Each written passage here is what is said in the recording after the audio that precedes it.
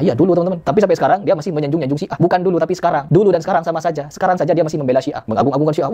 Ada si fulan itu ahli filsafat. Iya kan mereka belajar filsafat. Jadi ilmunya sama. Dia dan Syiah ilmunya sama-sama filsafat, teman-teman. Sedangkan orang-orang Salafi tidak mempelajari filsafat. Dari mana sumbernya filsafat? Siapa orang pertama yang mengajarkan filsafat? Siapakah orang pertama yang mengajarkan dan memperkenalkan filsafat? Yaitu bukan orang muslim, teman-teman, Aristoteles. Ya, ini orangnya. Jadi orang-orang sufi ini belajar agama Islam dengan ilmunya orang ini, ilmu-ilmu filsafat. Sedangkan Islam sendiri tidak mengajarkan filsafat. Dan kalian mengaku ahlus sunnah, enggak, ahlul Aristoteles kalian itu. Belajar filsafat, belajar ilmu filsafat yang dicetak oleh Teles, teman-teman. Lalu mereka mau mengaku sebagai ahlus sunnah. Aduh, gimana ini? Ya sudah, seenak kalian lah. Kalau kalian ya, seenak kalian pokoknya. Agama ini milik kalian pokoknya sudah. Ya, pokoknya kami ini yang belajar dengan Al-Qur'an dan sunnah, bukan sunnah. Mereka yang belajar ilmunya Aristoteles, tokoh filsuf dunia, yang dimana dia itu bukan muslim. Mereka mengaku, ya Allah. Bahkan yang jauh lebih kacau, di video yang sama ini, tetap dia, teman-teman, mengagungkan Syiah. Coba dengar. Maksud Wahabi itu secara umum gitu. Secara umum. Coba Anda lihat gitu loh. Coba dilihat. Sumbangsi intelektual mereka. Coba sumbangsi intelektual apa? Dalam pemikiran, dalam filsafat. Oh, berbicara siapa dia ini ya? Kritik aliran-aliran kontemporer, begitu. Kontemporer. Dalam mantik, dalam logika, begitu. Logika. Ya, dalam usul fikih. Lihat tuh orang-orang Syiah. Usul fikih orang Syiah hebat Syiah, teman-teman. Fikihnya. Bahkan Syekh Said Fauda sendiri, ulama besar dalam mazhab Ahlussunnah itu mengakui kekayaan hazanah Syiah dalam bidang ilmu rasional. Ilmu rasional. Ilmu usul fikih, mantik dalam filsafat, begitu ya.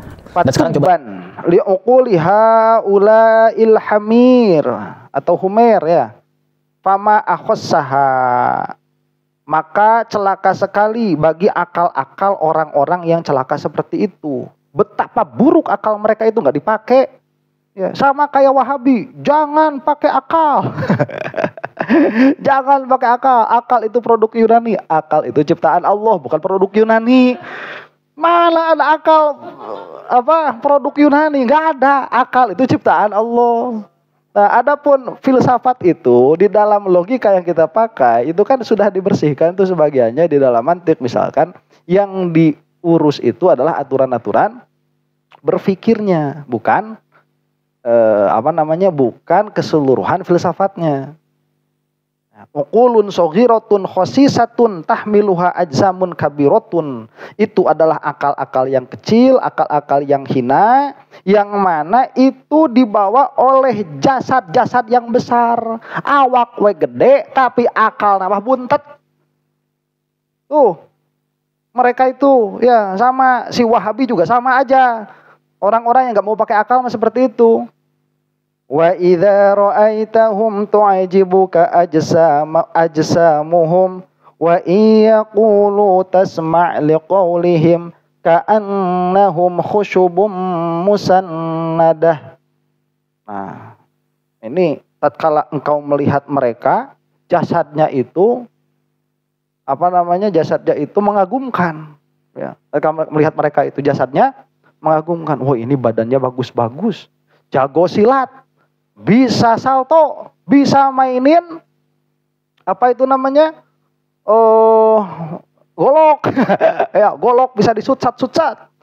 Pakai toya, pakai tombak. Jago main kayak gitunya.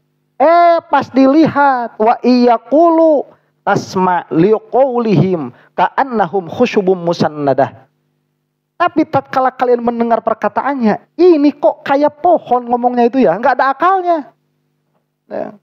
Gak ada akalnya. Makanya si Harry Price tuh ya bikin video dia itu. Filsafat bukan dari Islam, itu dari Yunani dan lain sebagainya. Dia gak bakalan ngomong kayak gitu kalau paham. Ya. Kenapa dia ngomong seperti itu? Karena dia gak paham. Kebiasaan orang-orang itu tatkala dia menghadapi sesuatu yang dia tidak pahami, lebih baik dia menyalahkan hal itu daripada mengakui kebodohannya. Itu kebiasaan orang, kebiasaan manusia. Itu nufusun bahimiyatun hamalat sahaya kilu insaniyatun. Itu diri-diri yang persis seperti binatang, seperti hewan, cuman badannya doang yang manusia. Badannya doang orang tuh. Tapi kalau nggak ada bedanya sama sama bahimah itu, uquluhum inhum illa kal an'am balhum adallu sabila. Mereka itu seperti an'am. Apa an'am itu kalau bahasa kitanya? Binatang. Seperti binatang. Balhum adallu sabila, malah mereka itu lebih sesat lagi jalannya. Ya. Menyalahkan perkara yang tidak mereka pahami. Kan Kristen ke kita ya begitu, menyalahkan perkara yang tidak mereka pahami. Si Wahabi juga begitu, asal nggak ngerti ini perintah bersifat umum. Ya, ini tidak difahami juz'iyatnya itu apa. Begitu. Si Wahabi itu nggak paham cara berpikir akliyat. Padahal di dalam filsafat yang kita pelajari, di dalam filsafat yang sudah disebarkan oleh para ulama, itu yang diambil hanya logika berpikirnya saja. Jadi logika berpikir itu bagaimana kamu menyusun perkara-perkara yang sudah kamu ketahui untuk sampai kepada perkara-perkara yang belum kamu ketahui. Makanya pembahasan di dalam filsafat itu sama nanti dengan pembahasan di dalam nahwu. Kalau di dalam nahwu kita belajar yang namanya mubtada khobar. Kalau di dalam filsafat mantik kita belajarnya apa? Maudhu' mahmul. Nanti kalau sudah jadi lughah macam-macam. Ya ada mubtada khobar, ada fi'il fa'il. Kalau sudah jadi balaghah itu ada musnad ilaih dan lain sebagainya. Itu sama. Nah setelah itu kita belajar nih supaya kita memahami isnad antara mubtada dan khobar kalau di dalam bahasa. Maka apa yang harus kita pahami? Yang harus kita pahami adalah makna setiap-tiap dari mubtada dan khobar. Maka disebutlah itu bab apa? Bab tasawur. Nah, jadi ilmu tasawurat. Nah setelah ilmu tasawurat nanti apakah tasawurat ini dia benar dinisbahkan kepada yang satu kepada yang lain? Masuklah bab tasdik. Jadi mantik itu cuma dua saja babnya, tasawur dan tasdik. Nanti tasawur ada mabadinya, tasawur ada makosidnya. Tasdik pun ada mabadi dan ada makosid. Cuman di situ doang. Ini cuma untuk apa? Untuk mengatur supaya kesimpulan kita nggak loncat-loncat. Kayak Wahaboys. Wahaboy mah gelo atuh dah. Coba bahasanya itu ya. Kullu bid'atin dolalah. Setiap bid'ah adalah sesat. Kenapa kullu diterjemahkan jadi setiap? Ya, dolalah diterjemahkan menjadi sesat. Ari bid'ahnya nggak dijelasin, nggak diterjemahin. Kenapa bid'ahnya tetap di bahasa Arab? Kullu bid'atin dolalah, wa kullu dolalatin finnar. Dan setiap kesesatan ada di dalam neraka. Itu bid'ahnya kenapa nggak kamu terjemahkan? Karena kalau diterjemahkan bakal jadi malu sendiri mereka. Bid'ah itu apa terjemahnya? Kalau bahasa Inggrisnya innovation, kalau bahasa kitanya itu penemuan. Setiap penemuan, setiap penemuan yang baru, inovasi, setiap inovasi adalah sesat. Dan setiap sesat di dalam neraka. Tuh kalau mau diterjemahin semua.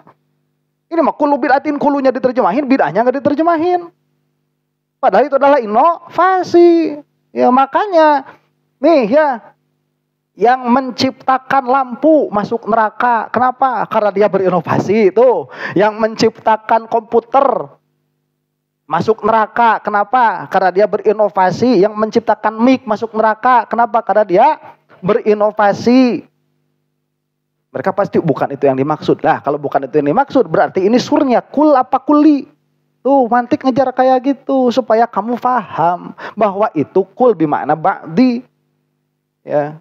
Kalau nggak pakai mantik, nggak pakai logika, ya kesimpulannya acak-acakan. Akhirnya apa yang mereka sukai mereka sunnahkan, apa yang tidak mereka sukai mereka bid'ahkan begitu. Ya. Kalau tablik akbar itu bid'ah, nggak ada zaman Rasul. Tapi kalau kajian banyak orang itu mah sunnah. Ya ada, olol. Ya, dia ada cek orang ini kumaha. Ukulun itu akal-akal bahaim. Ya, otak-otaknya otak-otak hewan cuman ada di dalam tubuh manusia saja. Kita lihat, ih, ini orang nih. Pas diajak ngobrol beo. Kulo bid'atin dolalah we terus ngobrolnya teh. Ih, beo cek urang teh. Ya. Nih, ini yang satu ngambil referensi, yang itu enggak. Yang ini dipikirin, yang itu enggak. Yang ini lazim aklinya dipakai, yang itu enggak. Kalau bilang Allah di mana-mana, berarti Allah banyak. Kenapa dipakai lazim akli? Kenapa gak gini aja? Allah itu di mana-mana, tapi di mana-mananya tidak seperti makhluk. Kayak kenapa gak gitu? Konsisten itu mah. Ya, Allah turun, tapi turunnya tidak seperti makhluk. Tuh, seperti malam terakhir. Allah bersemayam di aras, tapi bersemayamnya tidak seperti makhluk. Allah lebih dekat daripada urat leher, tapi lebih dekatnya tidak seperti makhluk. Allah di mana-mana, tapi di mana-mananya tidak seperti makhluk. Kenapa gak kayak gitu atuh? Kenapa yang ini dimaknai? Nggak mungkin di mana-mana, karena kalau di mana-mana berarti banyak. Tapi di aras disebutkan harus bersemayam, tapi bersemayam tidak sama dengan bersemayamnya kita. Itu ukuluhum, itu kalbahaim. Begitu. Siapa? Boys. Makanya jangan mau. Itu udah fitnah akhir zaman. Ya. Fitnah akhir zaman. Na'udzubillahi min dzalik. Dan kita pun nggak jadi kayak mereka bukan karena kita pinter. Tapi karena dapat hidayah saja, dapat perlindungan dari Allah Subhanahu wa taala.